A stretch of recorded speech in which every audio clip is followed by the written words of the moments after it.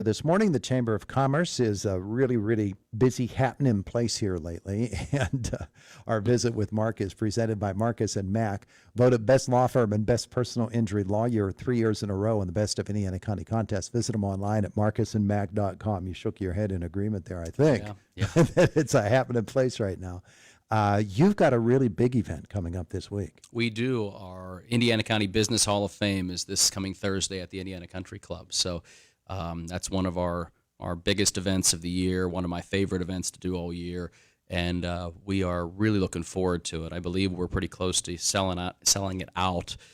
We passed our deadline, so no tickets are available now, but we're going to have a great crowd, and we have a great class of for folks that are getting inducted this year, and we're really excited. I think it's going to be great. Just finished some of the videos that will be tributes to each of those inductees, and there's some incredible stories there, and as we're doing research on each of them and doing some of the interviews, we learned so much about people and so much about the history of Indiana County. It's always exciting, and I think it's always something that you kind of walk away from feeling really good and empowered and good about the past of Indiana County and looking at some of the parallels between the past and the present. And it's a great event. I think we're going to have a great class and some good people coming this year. Looking at the names and understanding, we really only know the virtual tip of the iceberg with these people, and then we get a little bit further detail into them and learn their stories. And they really are remarkable people,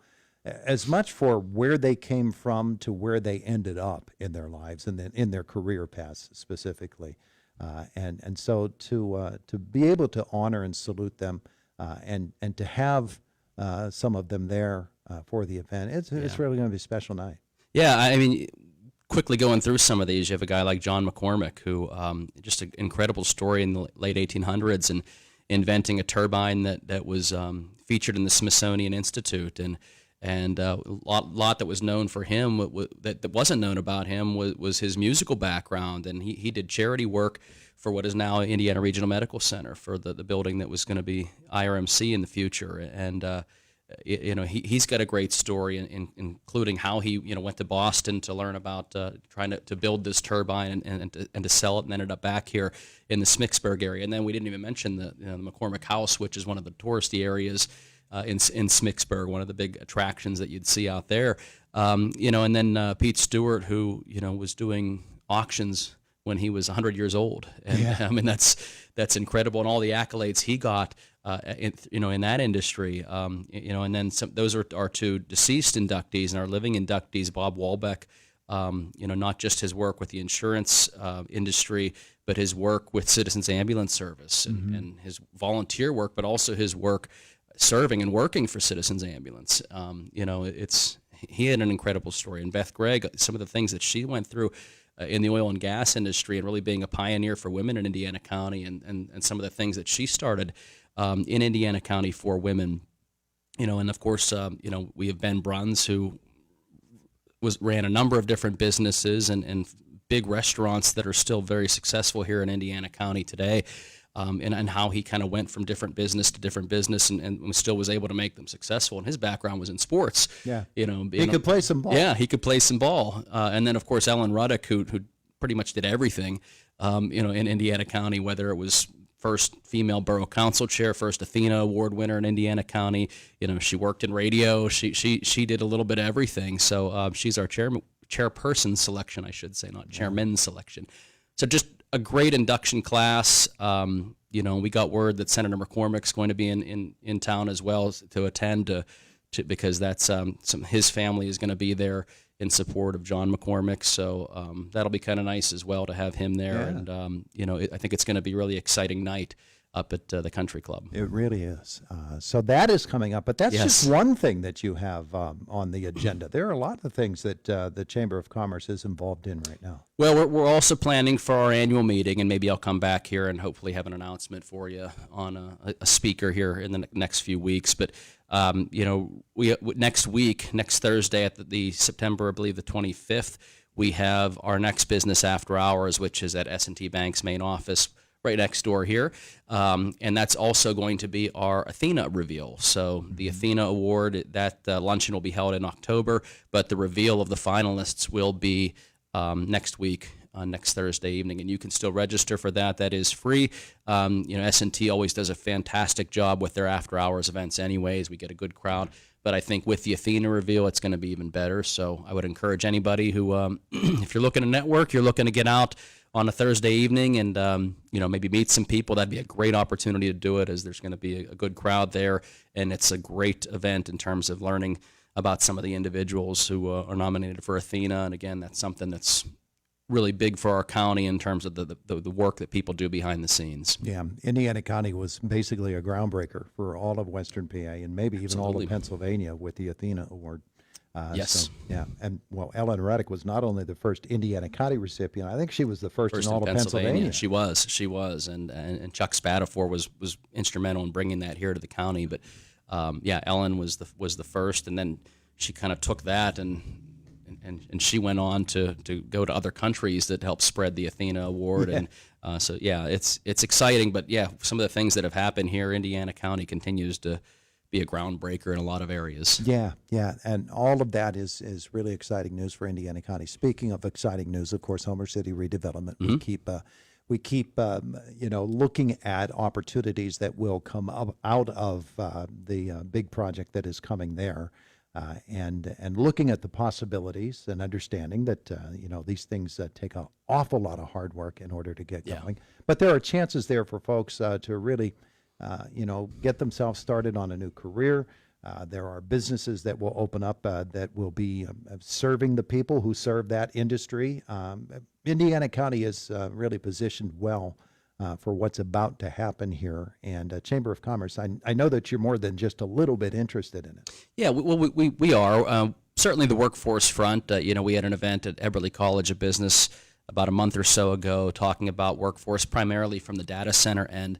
But we're still trying to figure out exactly the types of careers that are going to be built here at Homer City and some of the skills that'll be needed. And we're working closely. We just had a meeting last week with our education committee where we talked a little bit about this and trying to figure out some of the what we can do and what kind of pipelines that we can create, not just through the chamber, but through all of our education partners, Aaron IU, all the local school districts, to try to create some of these pipelines for the jobs that will be needed here in the next decade. So, we're looking into that. And also from the chamber's standpoint, we're trying to find out different community connections and the types of businesses that may be needed for some of this influx of people that are going to be coming here. When you're talking about, I've heard anywhere from upwards of 1,500 people a shift for a couple of shifts. I mean, that's a lot of people converging on Homer City, and how can businesses benefit from, not just the temporary business that could be had there with all those people, but also the long-term business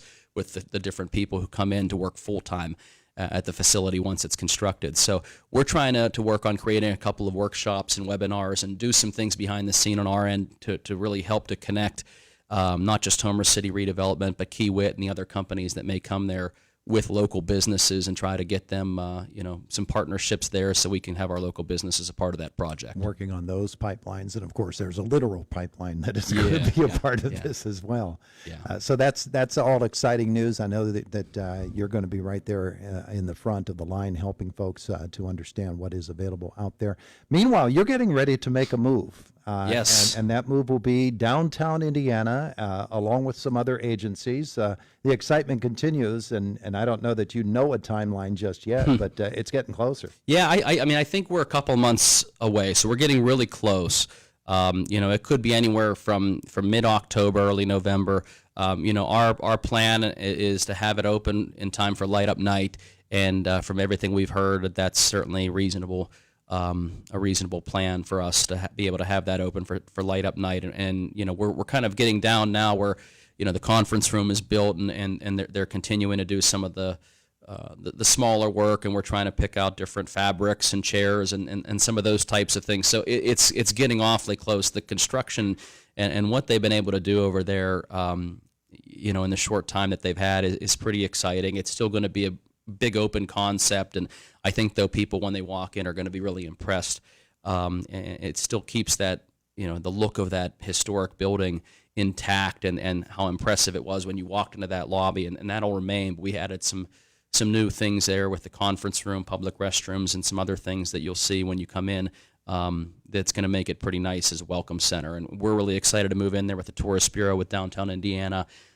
Thank Byron Stauffer for all the work he's put in to help us with getting that building constructed and everything ready to go with the county. And also thank First Commonwealth for the donation of the building. But yeah, we'll be in there soon, Todd, and I'm not looking forward to actually moving, but I am looking forward to being in that building. I think it's going to be impressive, and I think it's going to be a real asset for the county, and not just for the three organizations, but I think anyone else throughout the county. I think it's going to be something that can be used for multiple different groups and organizations, and something that we can show off a little bit. That aspect of it is what I think excites me most of all, is your three agencies are going to do what you do and continue to be a vital part of what Indiana County is and is about.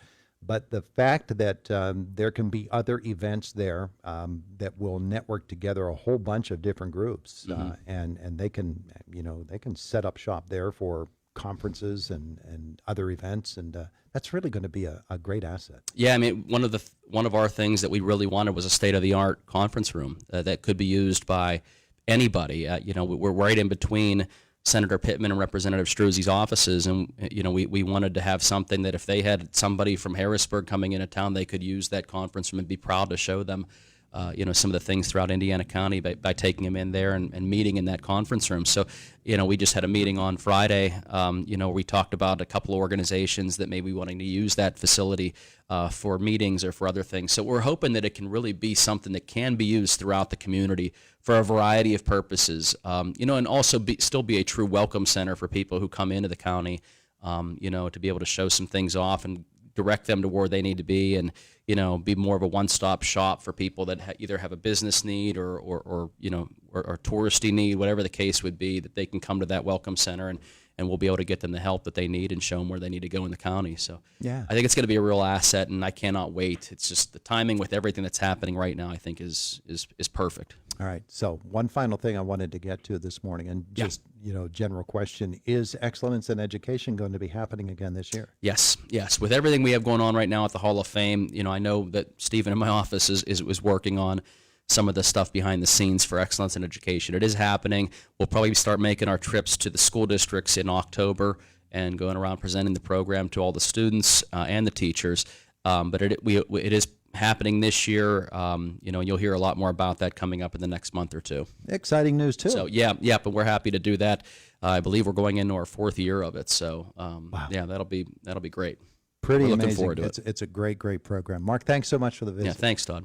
Mark Hilliard, Chamber of Commerce. It is the voice of Indiana County, WCCS 101.1 FM, AM 1160, WCCSradio.com. Fox News next, and then Josh from the WCCS Newsroom.